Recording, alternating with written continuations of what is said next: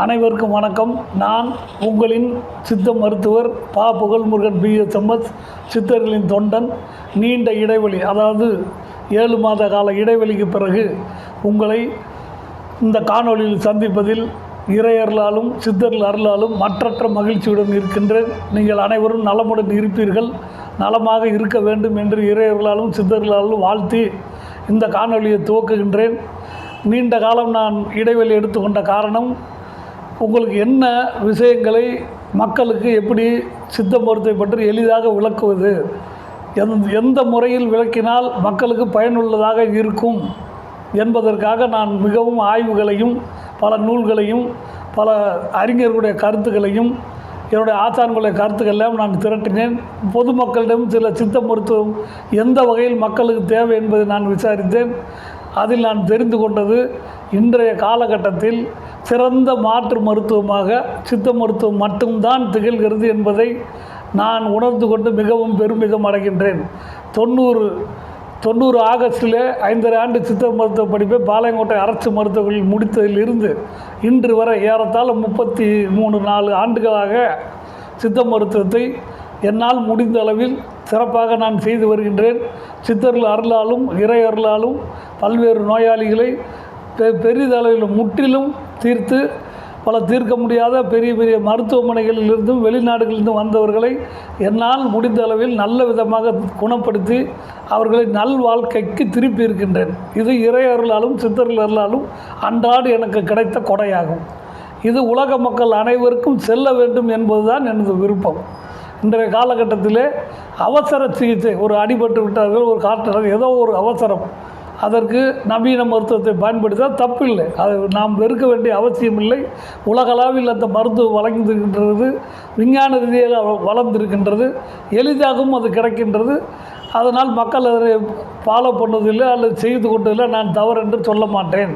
ஆனால் ஒரு சில விஷயங்கள், ஒரு மூட்டு வலியோ, ஒரு கழுத்து வலியோ, ஒரு தோல் நோய் ப்ராப்ளமோ, அல்லது ஏதாவது ஒரு இருமல் சளி, ஏதோ ஒரு 10 நாள் 20 நாள் 1 மாதம் 2 மாதம் அது தீராமல் இருந்தால் அதற்கு சித்த மருத்துவம் தான் சிறந்த மாற்று மருத்துவம்.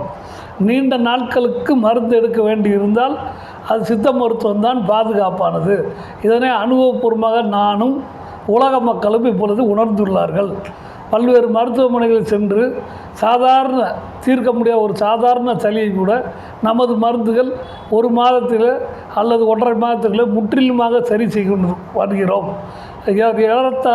ஏராளமான முடக்குவாத நோய்கள், பக்கவாத நோயாளிகள், மூட்டு நோயாளிகள் என்று ஏராளமான நரம்பு மூளை நோய்கள், தண்டுவட நோய்கள் என்று ஏராளமான நூற்றுக்கணக்கான நோயாளிகளை 33 வருடமாக மிகவும் எந்தவித விளம்பரமும் இல்லாது, எந்தவித ஒரு ஒரு துண்டறிக்கை பிட் நோட்டீஸ் கூட அடித்து கொடுக்காமல் ஒரு நோயாளி, சரியான நோயாளி அவர் என்னிடம் அனுப்பிச்சி வச்சு அவர் போய் சொல்லி அவர் மூலமாக அப்படியே பலருக்கு பரவி அவர்கள் மூலமாக என்னிடம் நோயாளிகள் வந்து கொண்டிருக்கிறார்கள். அவர்களை இறையர்களாலும் சித்தர்கள் அருளாலும் முழுமையாக குணப்படுத்தி வந்து கொண்டிருக்கின்றேன். இப்பொழுது கூட ஒரு மாதத்துக்கு முன்பாக திருவண்ணாமலையிலிருந்து வந்த ஒரு முடக்குவாத நோயாளி, ஒன்றுமே இல்லை, அவர் இடுப்பு கீழே எந்த ஃபங்க்ஷன் இல்லை, உணர்வு இல்லை, அவரை ஒரு மாதத்தில் சரி செய்து இப்பொழுது அவர் நடமாட வைத்திருக்க, அவர் வேலைக்கே சென்று விட்டார். அவர் ஜிம்மர் போன்ற பெரிய பெரிய மருத்துவமனைகள்லாம் பார்த்து வந்தார். அவர்களை குறை சொல்ல, மற்ற மருத்துவமனைகள் நான் குறை சொல்ல மாட்டேன். அவர்களால் எல்லை எவ்வளவோ, அந்த விஞ்ஞானத்தின் எல்லை எவ்வளோ அவர்கள் சென்று கொண்டிருக்கின்றார்கள். ஏதோ அதற்கு விடை கிடைக்கவில்லை. நமது சித்த மருத்துவம் என்பது மெய்ஞானம் கலந்த விஞ்ஞானம். சித்தருடைய மெய்ஞானம் விஞ்ஞானத்தையும் தாண்டி நிற்பது. ஏராளமான 4448 வியாதிகளுக்கு மருந்துகளையும் மருத்துவத்தையும், புற மருத்துவம் 32, அக மருத்துவம் 32 என்று ஏராளமான வழிமுறைகளை சித்தர்கள் சொல்லி இருக்கின்றார்கள். அதனை சரியாக லைன் ஆஃப் ட்ரீட்மெண்ட் என்று சொல்லுவார்கள் எங்களது பேராசிரியர். அந்த லைன் ஆஃப் ட்ரீட்மெண்ட், அந்த ஒழுங்கு முறையாக அந்த முறைகளை பயன்படுத்தி உள்மருந்து வெளி மருத்துவத்தை பயன்படுத்தும் போது முழுமையாக விடை கிடைக்கின்றது. எடுத்துக்காட்டாக நாங்கள் சிறப்பாக நாம் செய்து கொண்டிருப்பது வர்ம மருத்துவம். இந்த வர்ம மருத்துவம் ஒரு தலை சிறந்த சித்த மருத்துவத்தின் ஒரு பகுதி. வர்ம மருத்துவத்தின் மூலம் மூளை, தண்டுவடம், தசை நோய்கள், எலும்பு நோய்கள் அனைத்தையும் எளிதில் குணப்படுத்த முடிகின்றது. தீராத முதுகுவலி, கழுத்து வலி, பக்கவாதம், முகவாதம், இளம்பிள்ளைவாதம் என்ற எந்த வியாதியில் முடக்குவாதம் இவைகள்லாம் எளிதாக ஒரு சில வாரங்களில் 3 வாரம் 4 வாரங்களில் முழுதாக வயசு வித்தியாசம் இல்லாது 90 வயசு வரைக்கும் கூட நான் ட்ரீட்மெண்ட் கொடுத்து கொண்டிருக்கின்றேன். அவர்கள் இறையர்களாலும் சித்தர்கள் அருளாலும் எளிதாக குணமடைந்து ஒரு நார்மலான ஒரு லைஃபை, ஒரு இயற்கையான ஒரு வாழ்வியலை வாழ்ந்து கொண்டிருக்கின்றார்கள். அதோடு உணவே மருந்து, மருந்தே உணவு என்பது போல் மூலிகை உணவுகளை பற்றி சொல்லிக் கொடுக்குற. எடுத்துக்காட்டாக ஒரு பிரண்டை துவையல் சாப்பிடுங்கள், ஒரு தூதுவளை ரசம் சாப்பிடுங்கள், அது சிறுதானியங்களை சாப்பிடுங்கள். இது ஏராளமான சின்னது அந்த உணவு முறைகளை பற்றி அவர்களை உணவு முறைகளை மாற்றி விடுகிறோம். எடுத்துக்காட்டாக அனைவருக்கும் கொஞ்சம் வருத்தம் வரும். நாம் சாப்பிடும் இட்லி தோசை என்பது இந்த நம்மளுடைய பல பிரச்சனைகளை கொண்டு விட்டு கொண்டிருக்கிறது.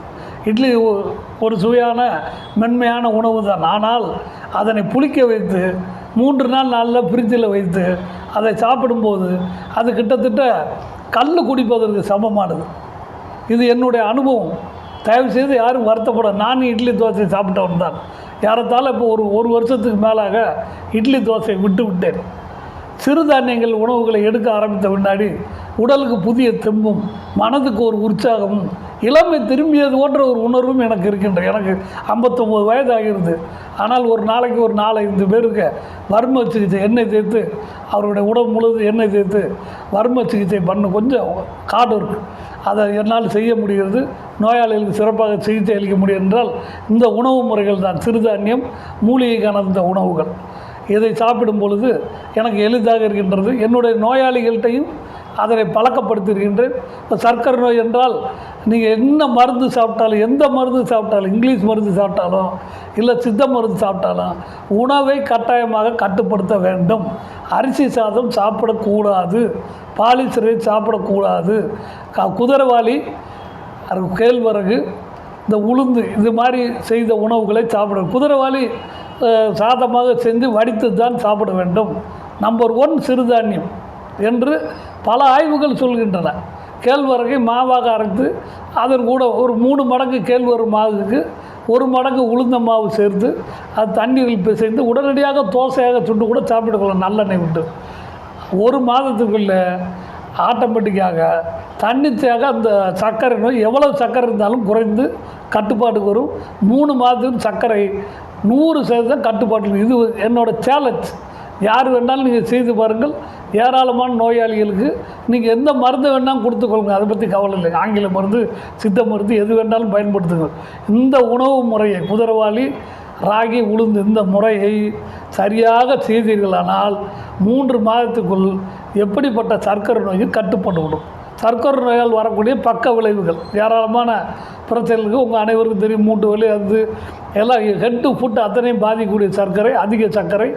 அதை எளிதில் அந்த பக்க விளைவுகளையும் துணை நோய்களையும் நீங்கள் வெல்லலாம் என்பது அனுபவம். இதை போன்ற என்னுடைய அனுபவங்களை உங்களுக்கு நான் ஒரு கதம்பமாக சொல்லிவிடுவேன். கதம்பமாக நான் சொல்லி வருவேன். இதில் தக்கனவற்றை நீங்கள் பிடித்து கொள்ளுங்கள். வேண்டியவற்றை இந்த காணொலி மூலமாக அடுத்து நீங்கள் எனக்கு கேள்விகளை அனுப்பலாம். நீங்கள் கேட்கின்ற கேள்விகளுக்கு நான் பதில் சொல்லுவேன். சில சிக்கலான நோய்களுக்கு எனது அனுபவத்தில் சித்தர்களுடைய ஜோதிடத்தை பயன்படுத்துகின்றேன்.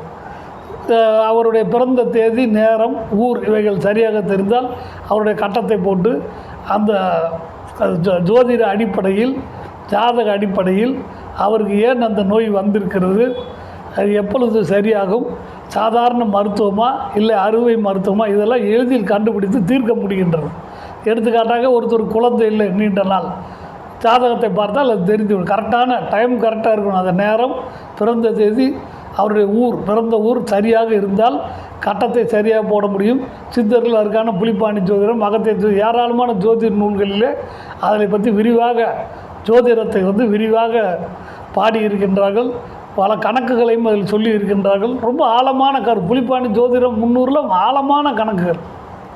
அதனை அப்ளை செய்து ஒப்பிட்டு ஆய்வு செய்து அதனுடைய பார்க்கும்போது 100% சித்தர்களின் ஜோதிடம் உண்மை என்பது இப்பொழுது புலப்படும். ஒரு சிலருக்கு நோய்களுக்கு கேட்கும்போது பொது பலன்களும் கேட்பார்கள். சில வேறு வழி இல்லை என்றால் அதையும் என்னால் அவர்கள் நம்ப வேண்டும் என்பதற்காக பொது பலன்களையும் சேர்த்து சொல்ல வேண்டிய ஒரு நிர்பந்தம் இறையர்களாலும் சித்தர்களாலும் இவைகளை சாதித்து வருகின்றோம். இதை போன்று ஏராளமான என்னுடைய அனுபவங்களை உங்களுக்கு தொடர்ச்சியாக அடிக்கடி இனிமேல் பகிர்வேன். இறையர்களாலும் சித்தர்கள் அருளாலும் விரைவில் சந்திப்போம். நன்றி, வணக்கம்.